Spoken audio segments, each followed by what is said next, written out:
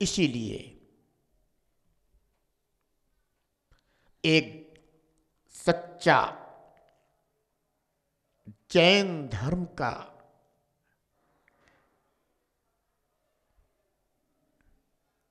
पालन करने वाला जैनी श्रावक कभी भी मांस पिंड को नहीं छूता, क्योंकि उसके चित्त में भगवान का उपदेश है और दया और करुणा है।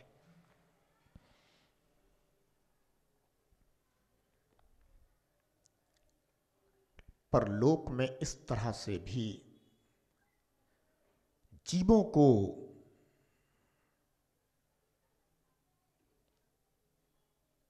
कथन किया गया है कि अपने जीवन की रक्षा के लिए तुम ऐसा भी कर सकते हो। पर भगवान महावीर कहते हैं, जैन भगवान कहते हैं कि अपने प्राणों की रक्षा के लिए दूसरों के प्राणों को लेना यह धर्म नहीं है। इस संसार में किसके प्राण हमेशा रहने वाले हैं? ये तो आज नहीं तो कल छूटेंगे ही। पर अपने जीवन के लिए अगर आप दूसरों के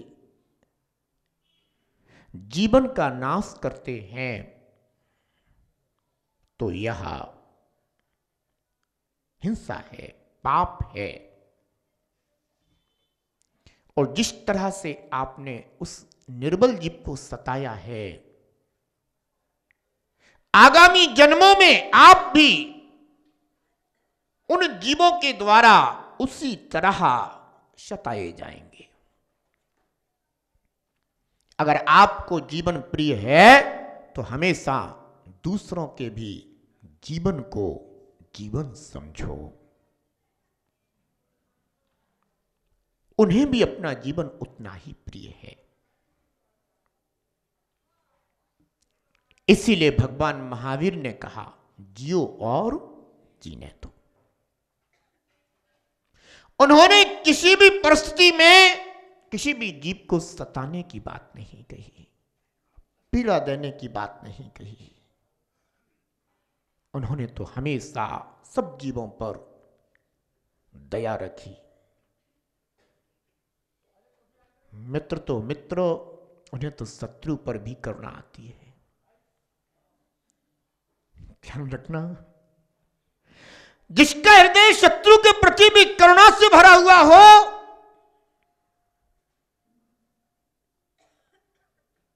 वो भव्य जीव तो हमेशा ऐसा चिंतन करते हैं कि विराध का कथम हंत्रे जनाय परिकुप्यति त्रिंगुलम पात्यन पद्भ्याम स्वयं दंडेन पात्यते। विराध का कथम हंत्रे जनाय परिकुप्यति। अगर कोई विराधना करने वाला है, अगर अपने को कोई पीड़ा पहुंचाने वाला है, अगर अपने कोई दुख देने वाला है, तो उस पर भी तू व्यर्थ क्रोध क्यों करता है, कोप क्यों करता है, गुस्सा क्यों करता है?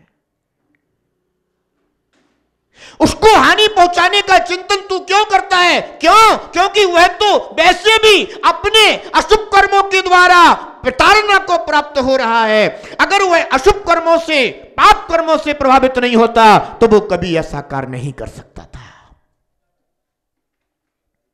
इसलिए उस पर क्रोध करना व्यर्थ है।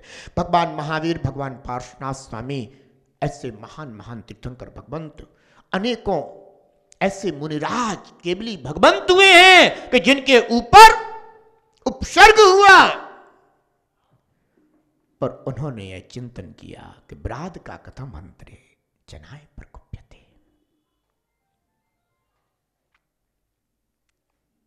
ऐसी उत्तम दया, सूक्ष्म दया जिन जिन भगवान के उपदेश में आई हो, बंधुओं, उस दया को श्रवण करने वाला, जिनेन भगवान का ऐसा दयामयी उपदेश सुनने वाला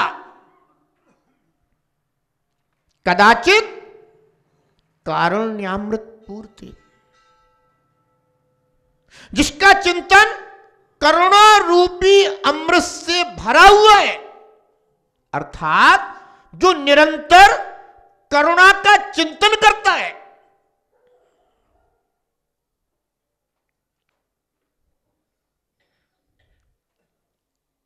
करुणा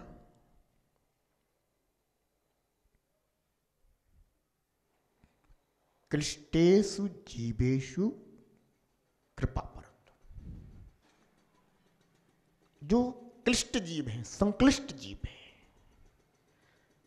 जो पीड़ित है, दुखी है, ऐसे जीवों पर जो दुख दूर करने की भावना आत्मा में उत्पन्न होती है, उसे करुणा कहते हैं। तो जिसके चिंतन में ऐसी करुणा का प्रवाह हो, जो हमेशा दूसरों के दुख कष्ट पीड़ा को दूर करने का चिंतन करता हो, हमेशा ध्यान रखना, जिस कष्ट को दूर करने पर आत्मा पतन को प्राप्त होता हो, वह कष्ट दूर करने योग्य नहीं है। नहीं समझोगे? अब हम सब समझाएंगे तभी बात समझ में आएगी। एक जीव समाधि के लिए उपस्थित है और अशुभ कर्म के उदय से कह रहा है कि मुझे पानी चाहिए, मुझे भोजन चाहिए। एक मोही जीव पास में है, एक निर्मोही जीव पास में है। जिनेंद्र भगवान का उपदेश तो यह है कि जो मांस का पिंड होता है, उस मांस पिंड में उसी पंचेंद्रिय जाति के जीव निरंतर उत्पन्न होते रहते हैं, चाहे वह मृत पशु का, मृत जीव का मांस पिंड ही क्यों ना हो। और तो और आचार्य भगवान अमृतचंद्र स्वामी तो पुरुषार्थ सिद्धि उपाय में यहां तक कहते हैं कि चाहे वह पक्क हो और चाहे अपक्क हो, उसी जाति के जीव, पंचेंद्रिय जाति के जीव उस मांस पिंड में उत्पन्न होते रहते हैं। यह सूक्ष्मता की बात केवल जिनेंद्र भगवान के उपदेश में ही मिल सकती है। मोही जीव ये कहेगा, देखो तो कैसे तड़प रहे, हमसे तो देखा नहीं जाता, एक काम करो, इनको पानी पिला दो, थोड़ा भोजन करा दो, तो थोड़ा कष्ट इनका दूर हो जाए। समझ गए ना? एक निर्मोही है, धर्मात्मा जीव है, वह ये कहता है, सुनो भैया, अभी रात्रि है, बस प्रातः हो जाने दो, सब प्रबंध होगा। इन्होंने जीवन भर धर्म का पालन किया है, अंत समय में इनके धर्म को भ्रष्ट मत करो, इन्हें धर्महीन मत करो, थोड़ा धैर्य रखो आप लोग। वो कष्ट में हैं, ये हम जानते हैं। वह धर्मात्मा जीव उनके निकट बैठकर कहता है, सुनो भैया, आपने स्वाध्याय किया था कि नहीं? करा था। एक बात बताओ, आपने कभी नरकों का वर्णन पढ़ा था क्या? पढ़ा था। नरकों में कितनी वेदना होती है, कितनी भूख लगती है, कितनी प्यास लगती है। उस समय विचार करो, उन जीवों को कितना भोजन पान मिलता है, उस समय उनके लिए तृषा प्यास बुझाने के लिए कितना पानी मिलता है, नहीं मिलता। देखो अभी रात्रि है, अगर आपने ऐसा ऐसा किया तो आपको ऐसा ऐसा दुर्गति में जाना पड़ेगा। बस थोड़ा सा समय आप बिल्कुल चिंता नहीं करें। आप विचार करो, उन जब वो जीव इतना कष्ट सहन कर सकते हैं तो क्या अपन लोग नहीं कर सकते? तुम नहीं कर सकते क्या? तुम तो इतने बड़ी धर्मात्मा हो। और उन्होंने उनको नीरामृत ना पिला करके धर्मोपदेशामृत पिला दिया और उसकी आत्मा संतुष्ट हो गई। पर किसी को कष्ट में पड़ा देखकर उसके कष्ट को दूर करने के लिए आपने ऐसा कार्य कर दिया कि उसका आत्मा का ही पतन हो गया, तो ऐसा कष्ट दूर करना भी उचित नहीं है। यह भगवान महावीर का उपदेश है।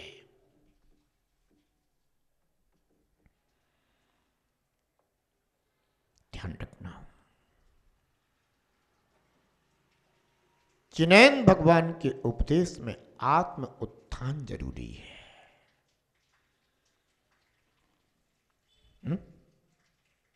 और आत्मोत्थान कैसे हो, इस बात का चिंतन आवश्यक है।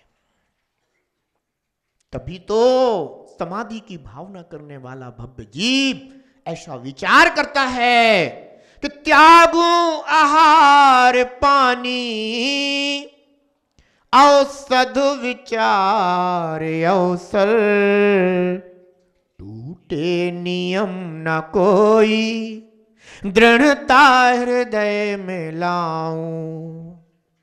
दिन रात मेरे स्वामी, मैं भावना ये भाऊं।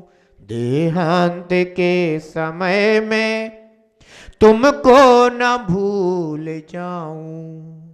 ध्यान रखना, जैन ग्रंथों में तो ये कथन आया ही है।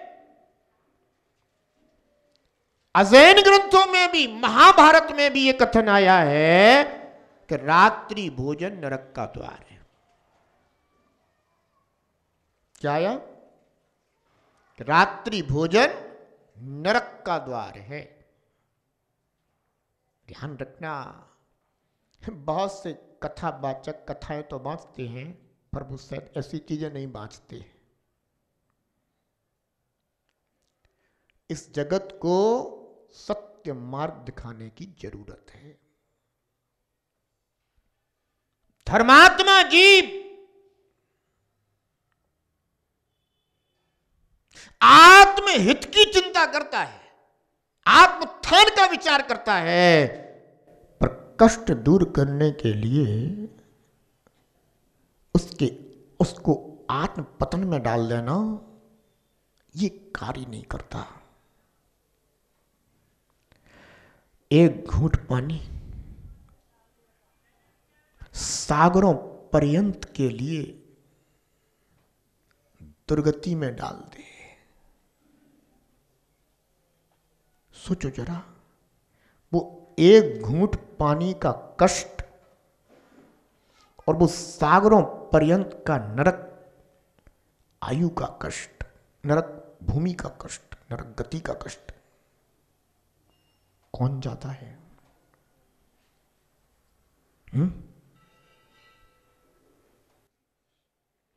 इसलिए धर्मात्मा जी भी यह विचार करता है कि रे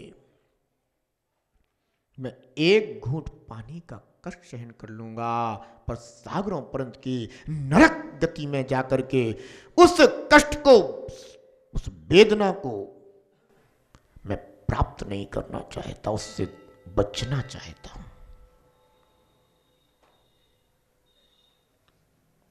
जीवन मरण ये तो इस संसारी जीव का जीवन का हिस्सा है,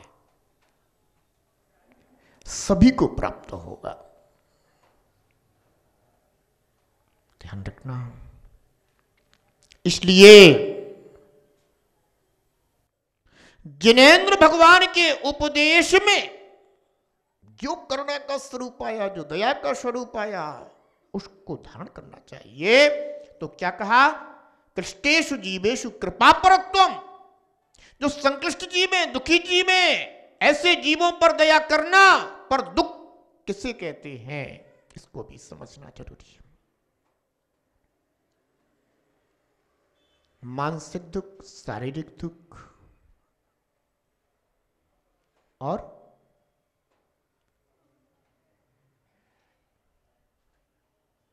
जीवनोपयोगी साधन के अभाव में होने वाला दुख। इनके अलावा एक और दुख है जिस पर तो लोगों की दृष्टि ही नहीं जाती।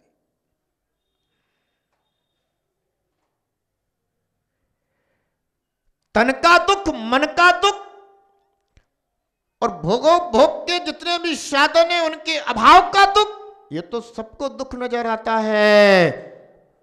पर संसार में जन्म मरण भी दुख है और यही दुख सब दुख का कारण है। जब तक इस दुख को दुख नहीं माना जाएगा, दुख नहीं जाना जाएगा और इससे बचने का उपाय नहीं होगा, तब तक यह जीव किसी भी दुख से नहीं बच सकता। चाहे जीव पुण्य करे, चाहे जीव पाप करे, पाएगा दुखी। अच्छा बताओ, ऐसा कौन सा पुण्यात्मा है जो दुखी नहीं हो, जिसके पुण्य का उदय हो और वो दुखी ना हो? बताओ कोई ऐसा एक बताओ।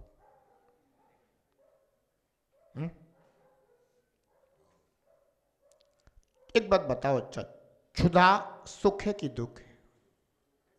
दुख है। कौन से पुण्यात्मा को क्षुधा नहीं सताती?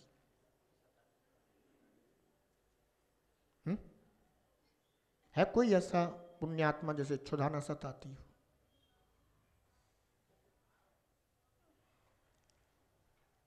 पहले क्षुधा की वेदना को अनुभव करेगा, बाद में पुण्य के उदय से अनुकूल साधन मिल जाएंगे तो उनको भक्षण करके कहेगा कि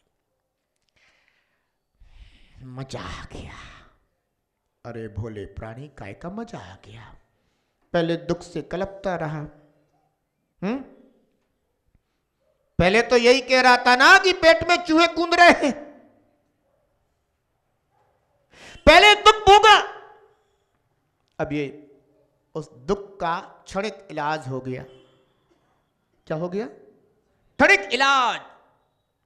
जैसे कभी कभी कोई डॉक्टर के पास जाता है, कहता है डॉक्टर साहब जरा देखना, बहुत बीमार है। डॉक्टर ने देखा, उनकी बीमारी को समझा और कह दिया भैया इनको नागपुर ले जाओ। क्या कह दिया? इनको नागपुर ले जाओ।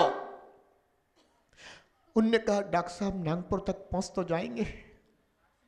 उनने कहा चिंता नहीं करे, हम यहां से नागपुर तक पहुंचने की व्यवस्था करे देते हैं। ये क्षणिक व्यवस्था है, ये इसका इलाज नहीं है, ये व्यवस्था मात्र है। ये संसार के जितने भी भोग होते हैं ये केवल छिंदवाड़ा से नागपुर जाने की क्षणिक व्यवस्था है।